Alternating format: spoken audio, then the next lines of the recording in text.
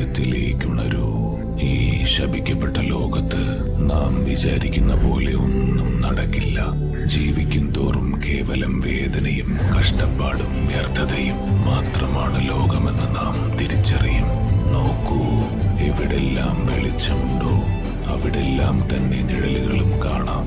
വിജയികളെന്ന ആശയമുള്ളിടത്തോളം കാലം തോറ്റവരും നിലനിൽക്കും. സമാധാനം നിലനിർത്താനുള്ള സ്വാർത്ഥമായ ഉദ്ദേശം യുദ്ധത്തിലേക്കും സ്നേഹിക്കുന്നതിനെ സംരക്ഷിക്കാനുള്ള ആഗ്രഹം വെറുപ്പിലേക്കും നയിക്കും.